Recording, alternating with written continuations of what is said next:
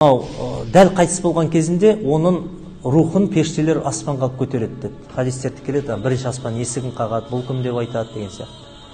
Кейіннен жерге көмгеннен кейін адамдар 40 қадам аттап кеткеннен кейін дейді, қайтадан Аллах Тағала бұйырып, рухын қайтадан денесіне қайтарады қабірге. Сол кезінде ол сондай бір тіршілік пайда болады ода. Не өлі емес, не тірі емес, ұйқылы ояу секілді. Сұраққа жауап бере алатындай. Сол кезінде Мүнкар Накир келіп, сондай түрлер қорқынышты, көгеріп кеткен сияқты, сондай қап-қарама сондай қорқынышты түрде келгенде, адам тілі байланып, не айтарын білмей, қорқып қалады. Сол кезінде Раббың кім деп сұрайды дейді. Жауап бере алса, жақсы, жауап бере алмайтындар болады. Сосын пайғамбарың кім? Сосын дінің қайсысы деп сұрайды. Осы үш сұрақ. Мұсылмандар екіге бөлінеді дейді да. Жауап бере алатыны бар, жауап бере алмайтыны бар. Бұл дүниеде мұсылманмын деп жүр, бірақ намаз оқымай жүрген болса, Раббысын кім екенін танымай жүрген болса, ол жауап бере алмайды да. Сосын жауап бергендерді дейді. Жауап бергендерге болды, енді сен Раббыңның саған берген нығметі саған ұйықта енді дейді. Сосын қабірі 60 білекке кеңейтіледі дейді. Қайсы қабір? Құм ба? Құм кеңейтілсе түсіп кетеді. Құм сол күйінде тұрады қазған. Рухани әлемнің қабірін айтып жатыр. Кеңейіп, қабірі нұрланады. Ол сондай тәтті ұйқыға кетеді, ешқандай түс көріп, мазастана берсең, түн ұйқын төртке бөлініп быт-шыт болады ғой. Шаршап келіп ұйықтаған кезінде көзін жұмасын, қайтып ашасың.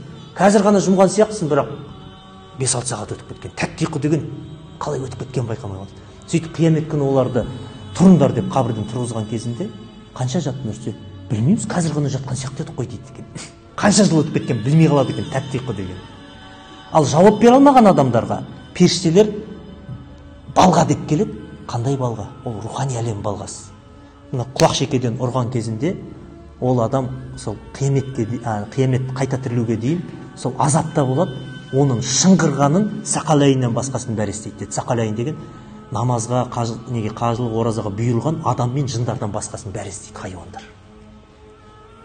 Ол шыңғырғаны дейді, өте қатты болады дейді. Сөйтіп қияметке дейін азапта алып жатады дейді қабірде. Түсінікті ғой, Сосын тағы бір аяттарда келеді. Ертелі кеш оларға жәннат тозақ көрсетіліп тұрады деген. Ол сонда ұйқының арасында көрсетіле ме?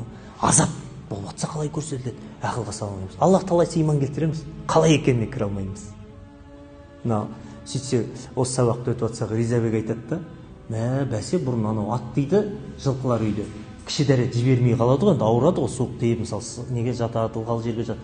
Сонда әкеміз айтатын дейді, қабірді барып 2 рет айналдырып келіңдер деп. Жылқыны барып мұсылмандардың қабірін айналдырып, 2-ші рет па келген кезінде көзі бүйтіп жібереді дейді шаптырып. Нені естиді екен дейді. Қорыққаннан дейді да сонда.